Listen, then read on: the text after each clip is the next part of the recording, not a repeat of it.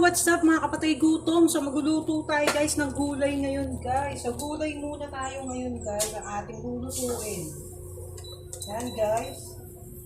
So palitan lang natin tong ating hindi kinakaya guys, ang init.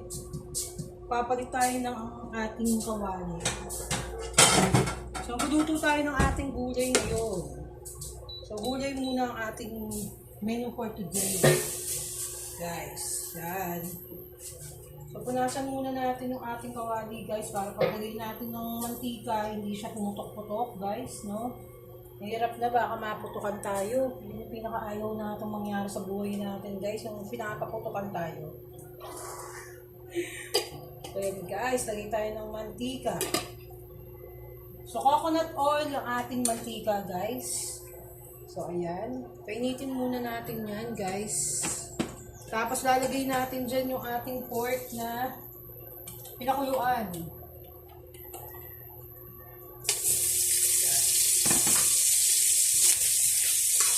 Medyo ano lang natin itong pork natin. Medyo ipapry lang natin ng konti.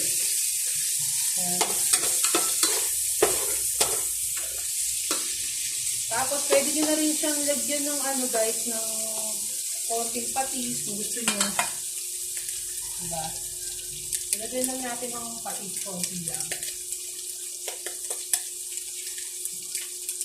Para kumapit lang doon sa pork yung alat.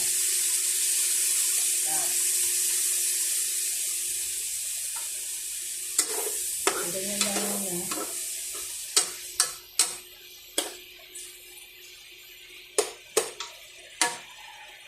So, ayan lang muna natin siya maging ganyan.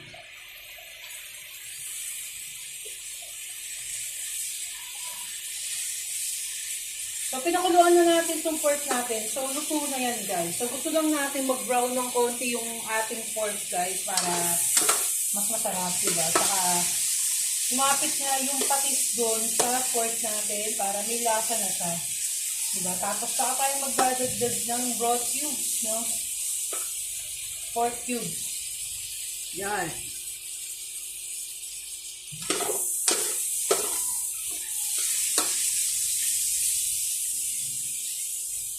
So, ganyan-ganyan lang.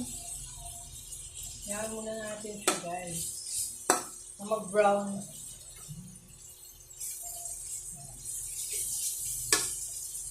Ang bango talaga, guys.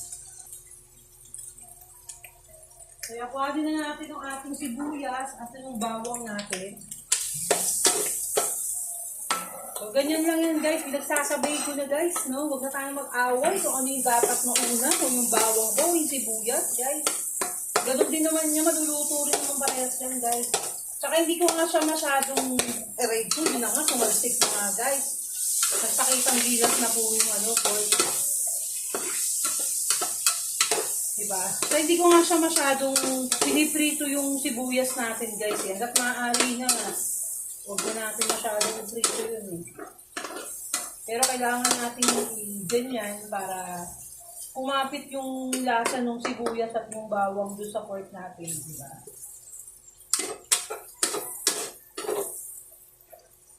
So, ganyan. Kaya lang muna natin siyang ganyan. Sana huwag na siyang magpaputok, guys. No? So, yan, ganyan.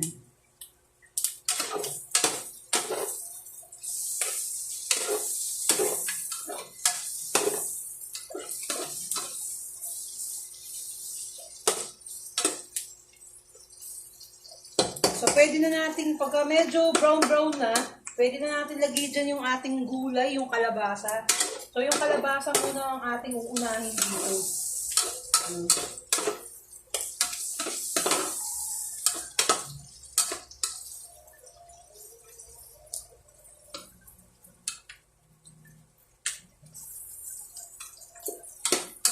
Ano yun? Ha?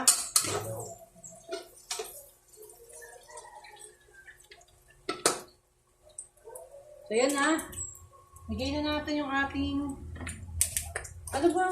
squash ba sa English? Kalabasa? Squash? So, yan, kalabasa natin, guys. Sa squash ba sa English yung kalabasa? So, So, correct nyo na lang kami guys kung ano yung sa English ng kalabasa. Walang nga tayo kalabasa na pumpkin yun. Pumpkin yun, yung ginagawa sa Halloween. Pumpkin! Pumpkin, no? Iba ito yung squash, no? Pumpkin. Pagka mali, squash pa lang. Ito maliit to squash, guys. Pero lumaki talaga yung pumpkin na yan. Squash to, guys, kasi maliit lang siya. Maliit lang yung kalabasa talaga natin. So, hindi ko na siya na videohan kung paano ko siya hiniwa. Maliit lang, guys. Nakakatuwa nga yung itsura, eh. Kasi hindi pa siya lumalaki, guys. So, ganyanin lang natin. Tapos, tsaka natin siya lalagyan ng tubig. Diba? So, yung sitaw natin, sa uli natin ilalagay yun. Dahil kasi yung sitaw, mabilis maluto yun, guys, yung sitaw.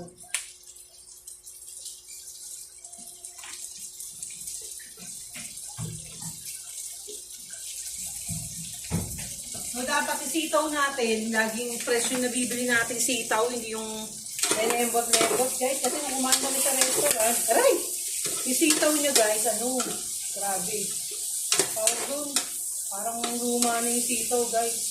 Sana yung mga restaurant, di ba, yung makapaglagay lang sila ng sitaw doon sa kare-kare, parang sabi nila okay na yun. Hindi gano'n.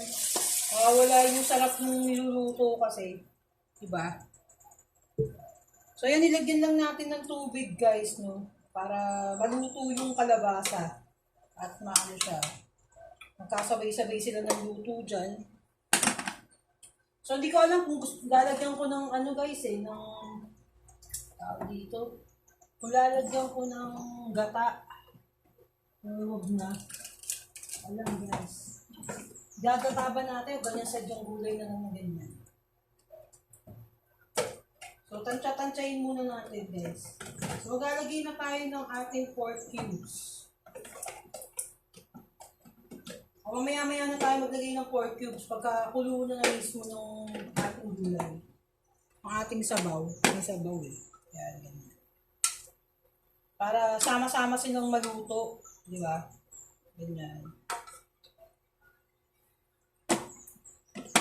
Sige, maglagay na tayo ng pork cubes. So, konti na yung pork cubes ko. 3 piraso na lang pala, guys. So, hindi tayo nakabili ng pork cubes.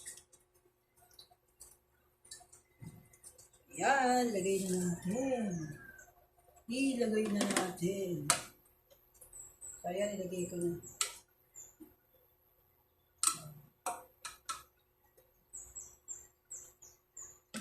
So, medyo babawasan ko ng tubig, guys.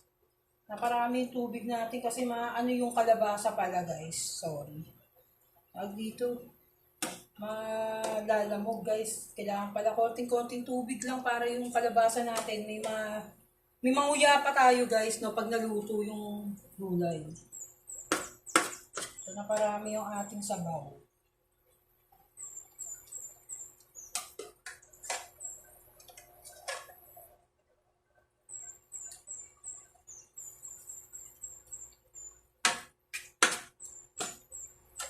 Parami, guys. Ayan, ganyan lang.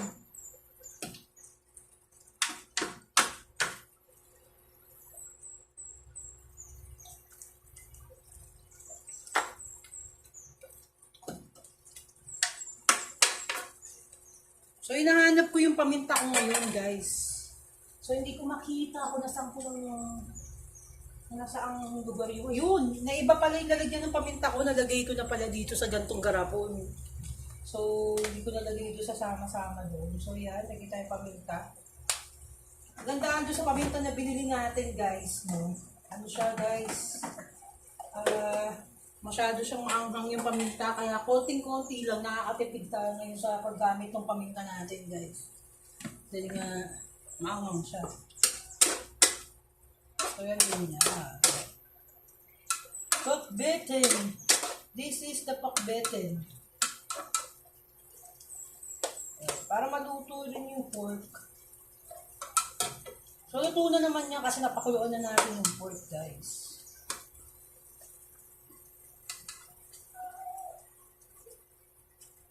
Bye. Gusto nyo ba?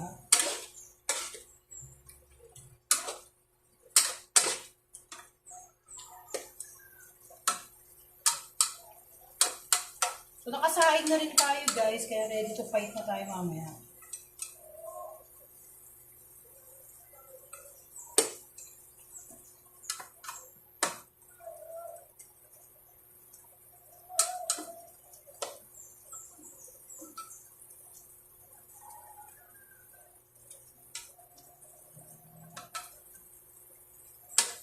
So, ganyan guys, ang bango-bango niyan na grabe. So, nakikita nyo guys, yung kawali na to na ginagamit ko, sobrang tagal na nito sa akin guys. 2 years na to guys. Isang kawalin to. O 3 years na to guys, buhay pa tatay ko, kawali ko na to. 3 years itong kawali. So, ito lang yung kawali talaga guys na sa lahat na nabili sa Japan guys na kawali. Ito lang yung tumagal. Itong gawa sa stone na kawali natin. Ayan. So, medyo lumalambot na yung ating kalabasa. So, kanina di ba nagbawas tayo ng tubig? So, ngayon unti-unti tayo nagdadagdag ng tubig niya guys. Kasi ang tagal palang maluto ng kalabasa guys. Ang tagal maluto ng kalabasa. So, unti-unti lang tayo naglalagay ng tubig guys. Hanggang sa medyo maluto na yung kalabasa natin guys. Ayan.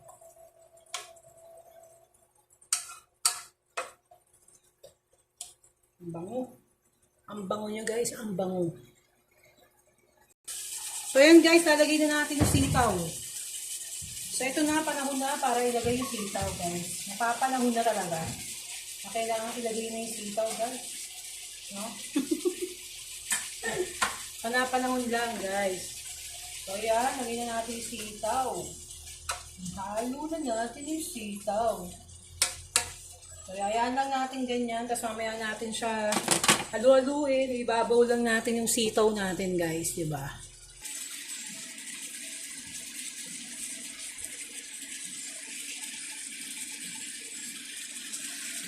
So, ang bango talaga, guys, ng gulay. Grabe, oh. So, ayan na. So, haluin na natin, guys. Yan. Halo na natin. Ayan guys.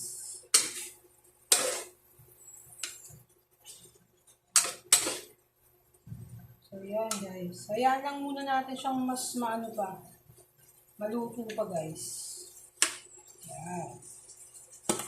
Ating sitaw.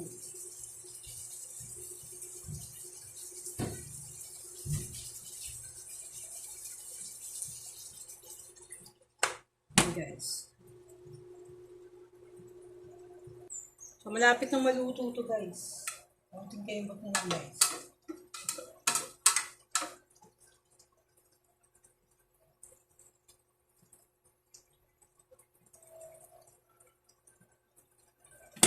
So, tikman lang natin guys yung pinaka-sabon niya.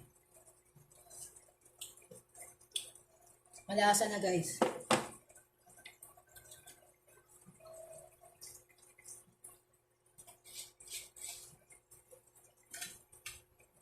Kung gusto nyo lumapot yan, guys, lalagyan nyo lang ng cornstarch. Kung gusto nyo mapalapot yung sabaw niya, guys. Gusto nyo mapalapot.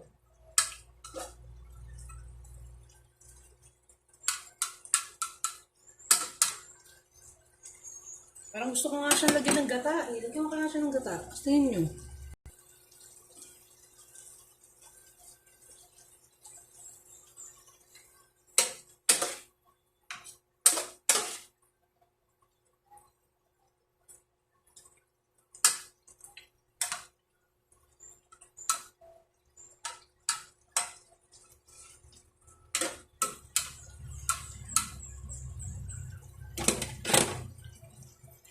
Sarap.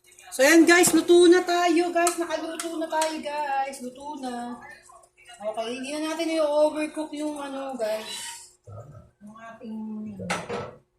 So, luto na guys. Sasali na natin dito sa ating lagayan. Yung ating gulay. Ayan, sarap oh. So, ayan na nga. Grabe. Ang sarap ng ating ginisang gulay. Ayan. So, ayan na nga guys. So, napakasarap ng ulam natin ngayon.